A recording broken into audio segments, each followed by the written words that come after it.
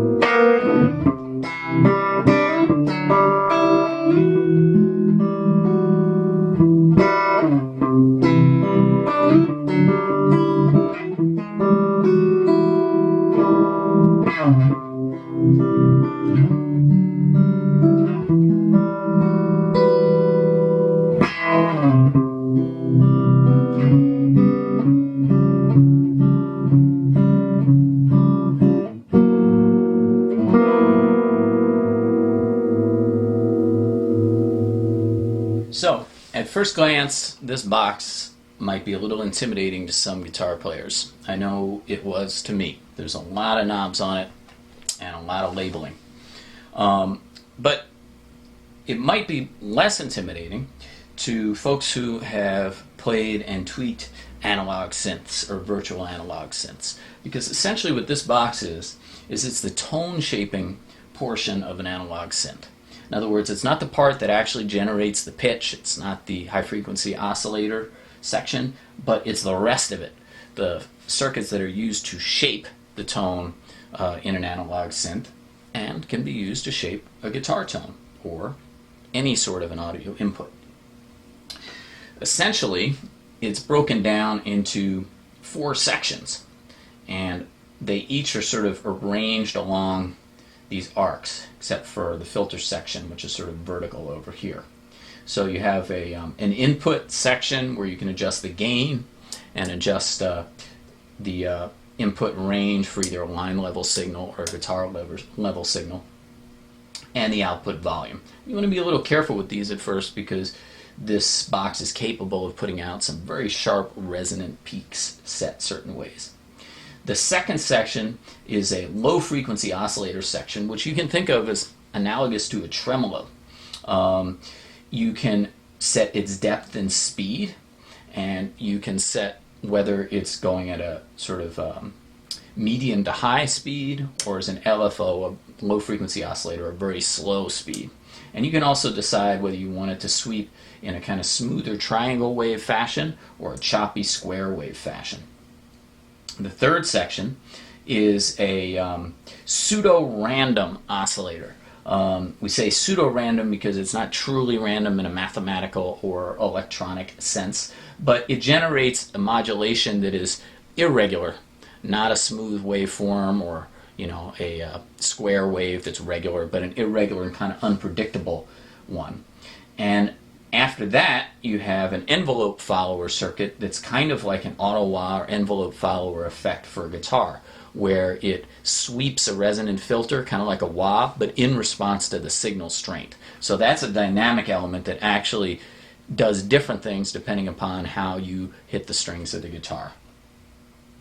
And finally, there's a control voltage section that allows you to modulate everything going on in the box with an additional input from another audio source or control voltage source. We're not going to get too deep into that today, but basically what it's going to allow you to do is sort of exponentially change the ways in which you can shape the tone, because again you have the ability to input 2 other audio sources and use them to modulate the initial tone that's or signal that's coming into the box. So I think that the easiest way to kind of begin to get a grip on what the possibilities are here is for us to just walk through setting up a basic tone with this box. And I think probably the best way to do it is actually to start over here with the last section, which I haven't mentioned yet, which is where you set the resonant filter. This is basically kind of an an EQ circuit that has extreme possibilities. Or if you're familiar with an auto-wah or envelope follower type effect, it's kind of that without the envelope part. That's over here. So it's where you set the basic tone. So we're going to set that basic tone and adjust my input gain a little by deciding whether we want to use a low pass filter for a kind of dark tone, a band pass for a kind of mid-peak tone, or a high pass for a sort of bright tone. Let's go with band pass. And we're going to adjust the resonant peak, how extreme we want that peak to be in that mid-range band pass filter, and we're going to set its frequency. This is almost like sweeping a wah. We're going to decide where we want it to be fixed. So we'll go for something kind of a little bit obnoxiously boxy. Then we're going to move all the way back to the beginning. We already set our input levels, and we're going to mess with the low frequency oscillator that's almost like a tremolo. We can set its depth and its speed, and this LED here is flashing to indicate the speed of the modulation. And we can also choose between triangles and square wave and the two speed ranges, oscillator range and low frequency oscillator range. So let's bring the depth up and see where we are. And you notice right away that it's interacting with this filter. This is not just a regular old tremolo. In fact, it sounds a little bit more like a phaser, because it's sweeping almost like a wah. It's sweeping that resonant filter.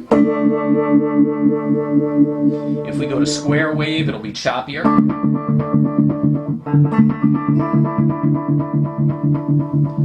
And if we go to LFO, we could make it go really slow.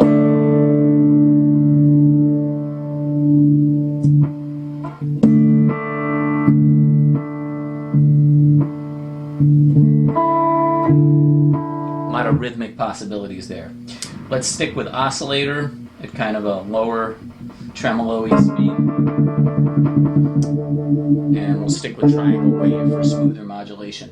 Our next section is the Pseudo-Random Oscillator, which is going to allow us to further modulate the tone, but in an irregular sort of way. So we're going to bring up the depth on that and see where we're at. This LED is indicating what that particular oscillator is doing, and it's kind of flashing sort of irregularly. There is a regular overall pattern to it, but it's a kind of irregular pattern that repeats, if that makes any sense. We can change the speed at which it does its thing, and what's called the lag, which I believe is sort of how long it takes to come on with its modulation in each cycle. And the depth. Let's go kind of extreme so we can really see what it's doing. So now we have this regular modulation happening from the low frequency oscillator, and this irregular modulation further kind of changing the timbre. It's almost like a two-layer phaser, but one that is not tracking in a regular way. So it's kind of more sonically interesting.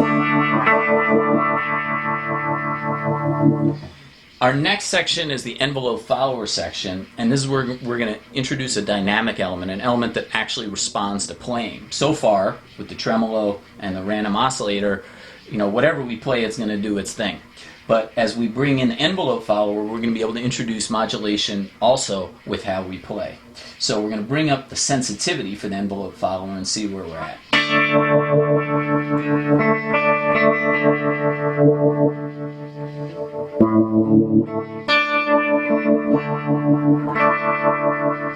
So what we've got now is an additional layer of modulation that's controlled by how hard we pick. If I pick softly, the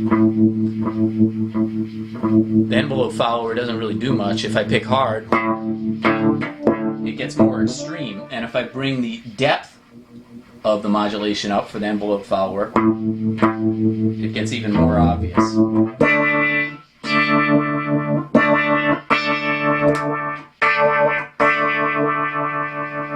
sensitivity up, it responds even to light picking. Sensitivity down, only to harder picking. And we can choose whether the envelope follower is sweeping the filter up or down. Or opening or closing it is another way of thinking about it.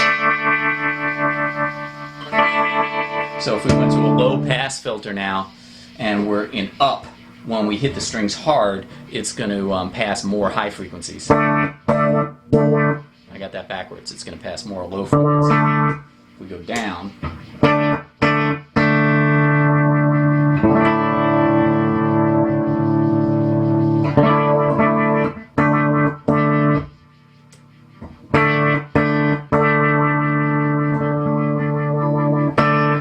honestly, I don't know what the hell it's doing at this point. It takes some experimentation, as you see. But already we've got some interesting things happen that you're not going to hear out of any other pedal.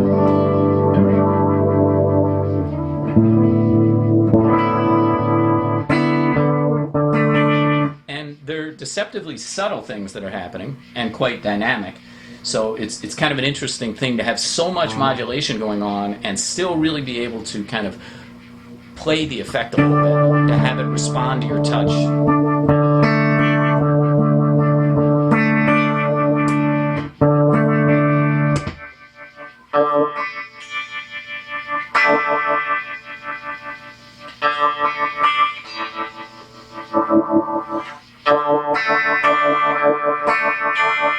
Now we're in high pass, so we're getting a much higher frequency timbred tone.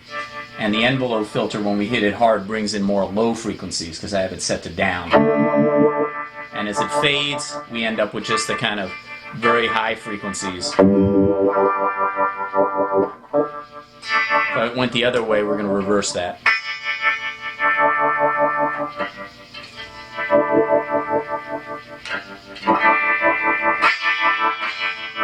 It's going to go super high when I hit it hard, and then bring in a fuller signal as the chord decays.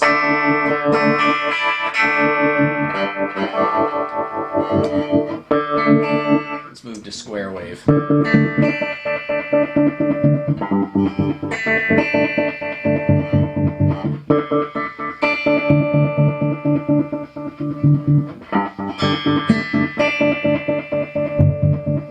So at this point, I've probably bored the crap out of you, and I apologize for that. As you can see, I'm still learning the pedal. But it is manageable and potentially hugely powerful, especially if you begin to use additional audio sources to further modulate. I'm still trying to get my head around these 3 levels of modulation, which I'll summarize again, are a regular amplitude modulation that is also interacting with a filter, and this random or pseudo-random modulation that's kind of irregular, and then envelope follower modulation that's dynamic. And you put all those things together, and like I say,